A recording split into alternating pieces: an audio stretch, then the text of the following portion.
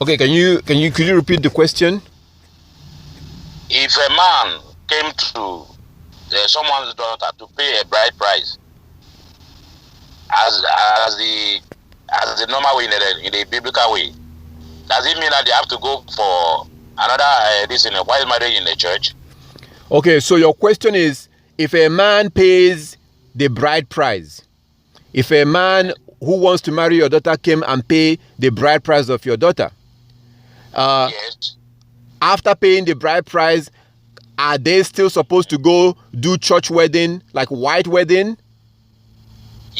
Yes. No. That's what I'm asking. No, they are not supposed to, because when you pay a bride price, you're doing it the Hebrew way.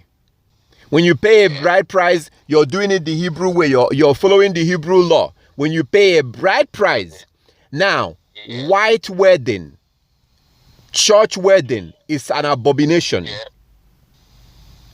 Church wedding is paganism. Church wedding, you know, like when people wear tuxedo and the woman wear a wedding gown, that's an abomination. That's a Gentile practice.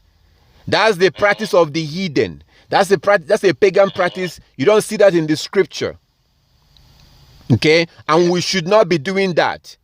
You should not do that. I will not go to a white wedding. I would not. The last time I was there, I was very uncomfortable. So I would not go to a white wedding. That's paganism. That's not biblical. When people do their wedding and they go to church and they wear their white wedding, the woman will wear her wedding gown and the man will wear... No, you don't see anybody doing wedding in the church in the Bible. That's not in the Bible. This is one of the lies and deception that Satan have used to deceive the world. So most people who are doing this are not even married in the first place, because she is not a virgin. So no, we don't... No Hebrew person... If you tell me that you're doing a white wedding, I may not even say anything to you, but that tells me a lot about you. It tells me a lot of how much you know, because when you do where does white wedding come from?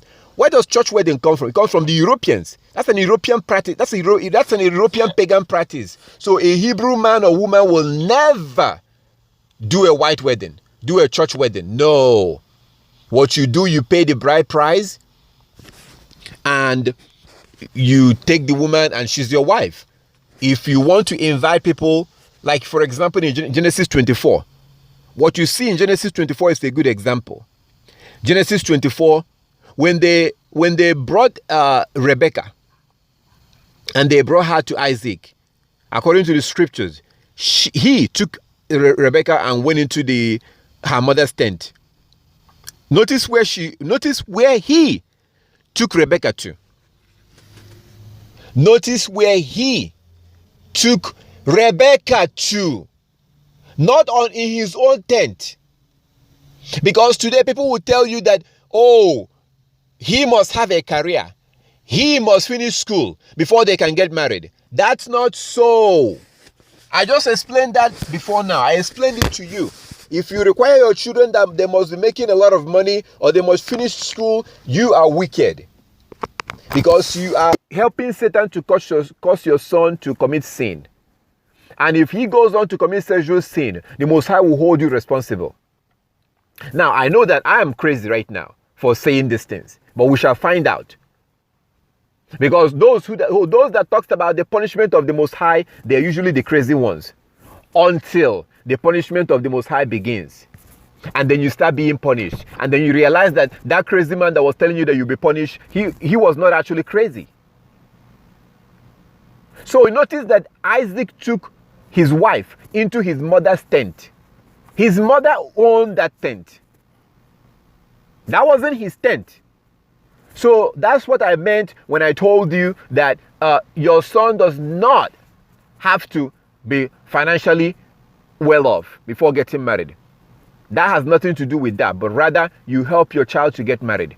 Help your son to get married. Support your son. Support your brother. Support them.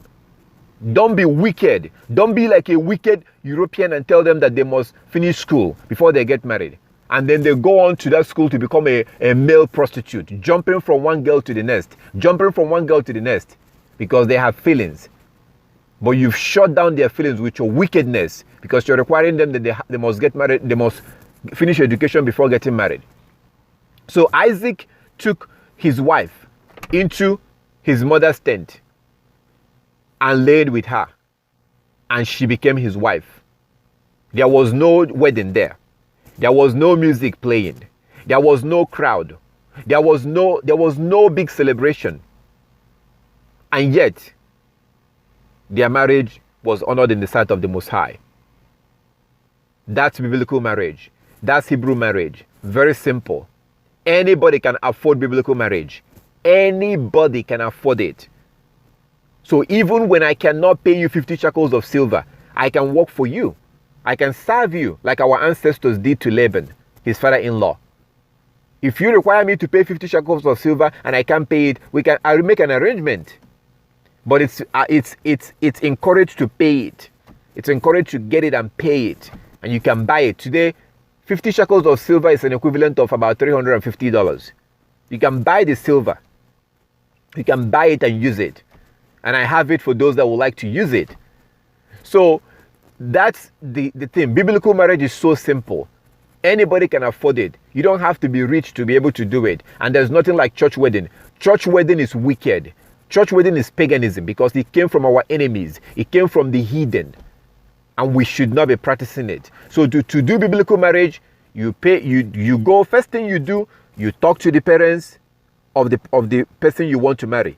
Talk to the parents. If they approve, if the parents of the girl approves that you will marry their daughter, then you go on to pay them 50 shekels of silver. And before they approve, they've investigated you, looked into you, and make sure that you're a righteous man. Because they have a righteous daughter. And they don't want a wicked man for their righteous daughter. That's if they have raised their daughter to be righteous. Because let me tell you something. You see, it's easy to want to have a righteous husband. It's easy to want to have a righteous wife for your son. It's easy to want to have a righteous husband for your daughter. It's easy to want to have these things. But I will tell you something right now. I'm going to tell you something right now. You see, if you have a son whom you haven't raised to be righteous, the Most High will never allow your son to come across a righteous girl. Because the Most High it will be a punishment. If you have a son whom you have not raised to be righteous, what is righteousness? Keeping the law with all his heart and with all his soul. Do you think that the Most High will allow allow an unrighteous man to marry a righteous woman? That's not right. That's injustice. That's wickedness. The Most High will never allow that, because that is punishment on that girl. Why will the Most High allow a righteous man to marry an unrighteous woman? That is the reason why it says in the book of Sirach that a wicked woman is reserved for lawless men. That's why it says that. That's why we have wicked women in the world. That's why we have rebellious women in the world. That's why we have feminists in the world. That's why we have women that will never subject themselves or submit themselves under a man. Because the Most High reserved them for men who don't want to keep the law. They are the ones that deal with women like that. I have said to myself, I will never deal with a rebellious woman. I'm not going to force myself on anybody, but I will never allow that. Because wicked women and disobedient women and feminist women, these are reserved according to the scripture. A wicked woman is reserved for a lawless man. I want to keep the law. I want to be lawful. I want to observe Yah's law. And simply wanting to do this, simply trying to do this, automatically opens your eyes and you realize, oh, wait a minute, I'm not supposed to deal with because when you deal with a wicked woman, when you deal with a disobedient woman, it stresses you out and it affects your health and your lifespan. Lifespan. You're going to die young because you're always stressed out. You're always arguing with her. There's always an argument. When you want to do something, sometimes she agrees, and then you go ahead and do it. Sometimes she disagrees, and then you start arguing. Oh, hell no, I'm not going to do that. That will not happen, because that will stress me out. That will distract me. That will create all kinds of problems. If I want to do something for my family, I have to get her approval. Oh, no, hell no, no, no, no, no, no, no, no, no. No. So, most of the way that we're doing these things today, they were doing it according to the Europeans. In the Hebrew culture, no. So if you do have a son, train them and raise them to be righteous men. That is the only way they will be able to marry a righteous woman. If you have a daughter, train her to be a righteous woman. That is the only way she will be able to marry a righteous man. Because the Most High will not allow either way. The Most High will not allow a wicked man to marry a righteous girl. Because then that will be punishment on that girl. A righteous girl who is doing the right thing, who is submissive, who knows her place. And the Most High will not allow. That's the reason why the Most High killed Laban. See, when I say these things, you may not understand. What I'm telling you is biblical. This is the reason why the Most High killed Onan, not Laban. Onan,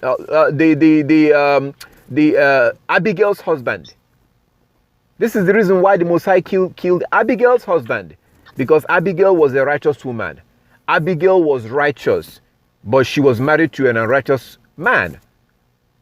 That's unfair to her. That's why the Most High killed her husband, and then David ended up marrying her. So if you're wishing that your children will marry a righteous person, you better prepare your children to also be righteous. Now, you may think that this is not a big deal, and when the time comes, you look back and you be like, wow.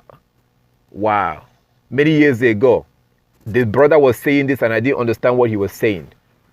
Because the Most High is not mocked. What we sow is what we will reap. So, as you prepare these children, they don't have to do church wedding. You don't have to do that. So, biblical marriage can happen this way. Once, if you are a man and you have children, and somebody comes to you and say, I want to marry your daughter, or your son wants to go marry somebody's daughter, it's very simple. You look into it, you think they are okay, you approve it, you say, okay. What happens in that case? What happened in that case is they come and they pay bride price and they take their daughter.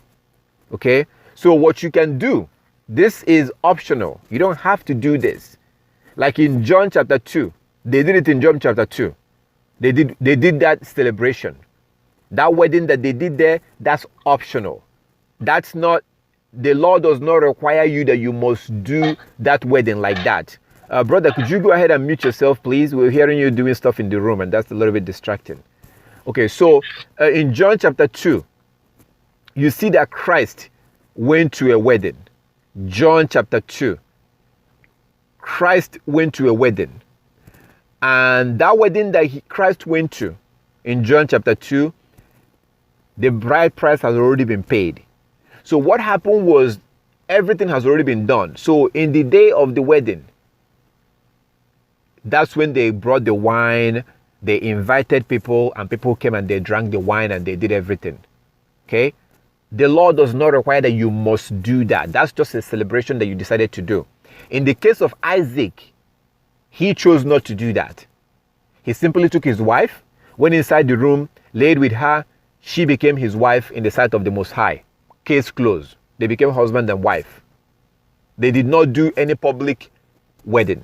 Now, if you choose to do public wedding by bringing wine and inviting people, that's fine. If you choose to, after paying bride price, and you want to invite few friends, like if my daughter is getting married today, I will most likely do it, or if my son is getting married, I have more control over my son's wedding. Because if my daughter is getting married, her husband will decide. If her husband tells me I want to do wedding like they did in John chapter 2, I cannot say no. Because now my daughter is becoming his. I no longer have control over my daughter. So her husband is the one that will decide how they're going to do their wedding. I cannot stop him. Once I agree that he will marry my daughter, if he tells me that he doesn't want to do it the way that Isaac did with Rebekah in Genesis chapter 24, If my son-in-law tells me that he will want to do it in the open, like as in invite friends and invite family, I will say, okay. I personally, with my son, I will tell my son, this is how you're going to do it. Personally, you don't have to do this. You can do it like they did in John chapter 2. You have two options. You can either do it without inviting anybody. So my son can go and marry a girl. We pay the bride price and we take her home. Like, look at what happened. Look at what happened in Genesis 24. After they got Rebecca, they spoke to the family. They spoke to her brother and her mother. After all the arrangement was made, they took her. That was it. That's it. Her brother and her mother was not even there when the marriage was done. They took her and they gave her to her husband. Case closed. He laid with her. That was it. The marriage began. There was no public ceremony that was done. So that is, anybody can afford this. You also have same thing with Jacob, our ancestors, and his wives in Genesis 28 and Genesis 29. Same thing. There was no public ceremony. There was no huge event that was done.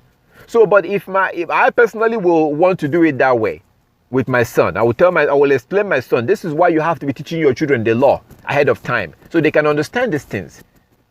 Okay? So I personally will tell my son, look, I will prefer that you do this in a low key.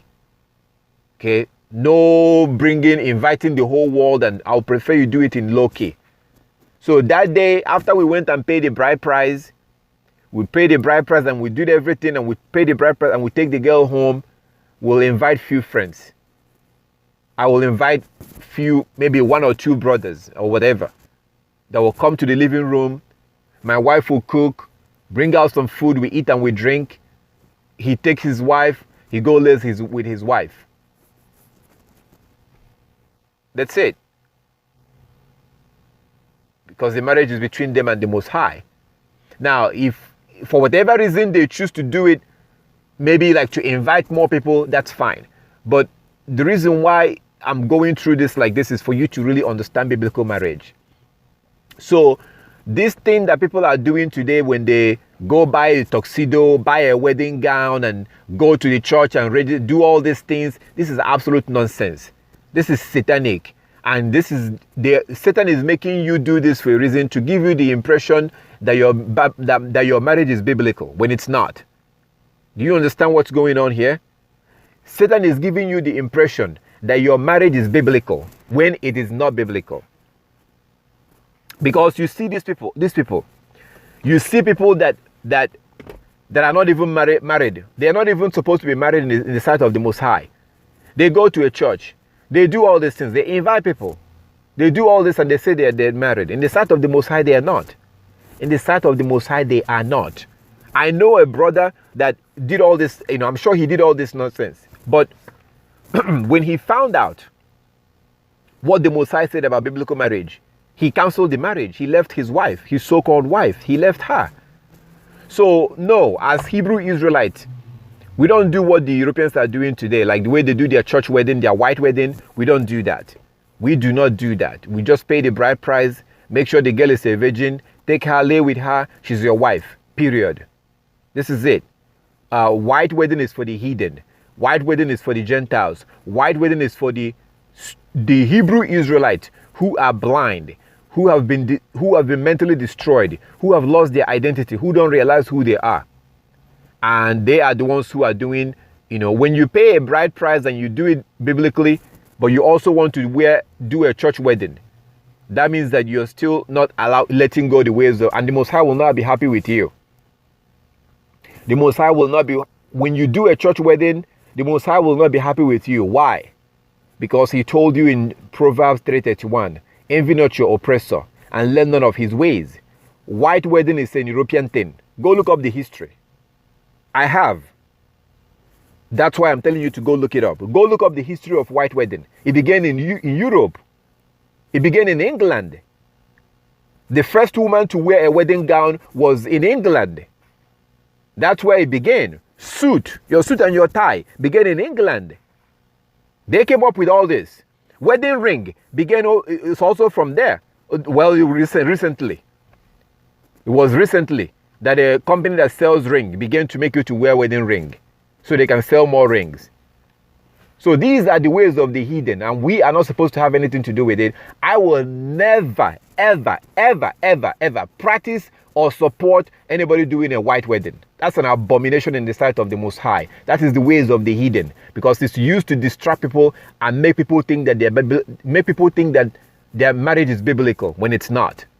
It makes people to feel safe and feel like, oh, we did it in the church, so it's biblical. No, it's not. It is not.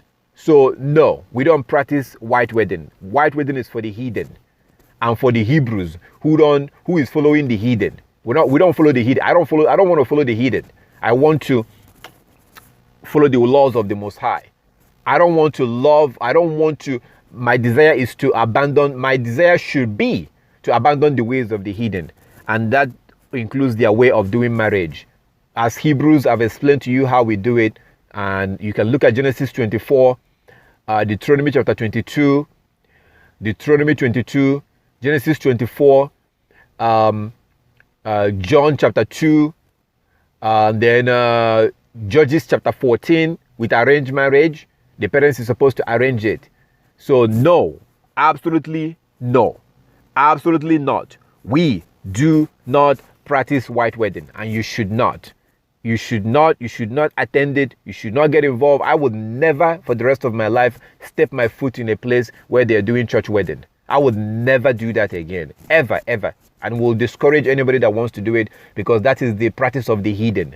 That is an European practice, and we should not follow it. Church wedding is an abomination. Church wedding is paganism. We should stick to what the scripture tells us to do. If you want to do it low-key, do it like what they did in Genesis 24. Very private. Let me tell you something. I can go today, pay the bride price of a girl, take her home, lay with her, and never invite a single person, and she's still my wife in the sight of the Most High. She's still my wife. If I tell you that she's my wife, are you going to say no because we didn't do it in the church? Really? Do you know if we did it in the church?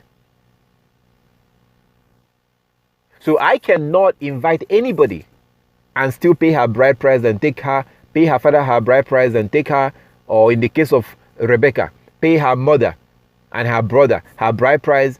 After paying the bride price, and of course they're going to bring the elders, and we do things, I can do that. Like, you can go read Genesis 24.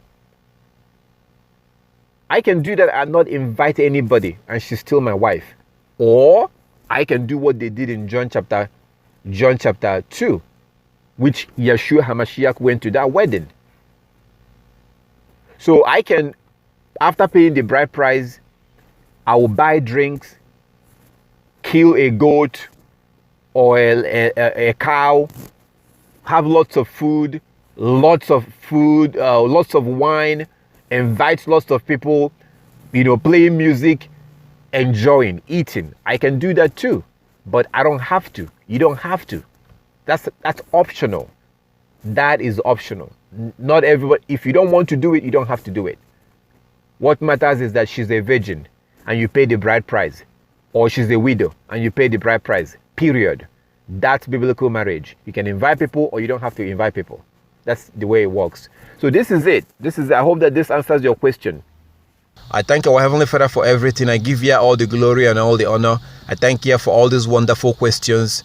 And as you ask these questions, we go through these things and we're able to get back and really know and do these things the way that Yah wants us to do, and learn the way that our Heavenly Father wants us to do it. So I thank our Heavenly Father for this question, and I thank the brother that asked this question. That's a very good question. Don't do white wedding. It's not biblical. It's something that we learn from the heathen. It's not biblical at all. We only do it according to the scriptures. So all praises to our Heavenly Father. I thank Yah for everything.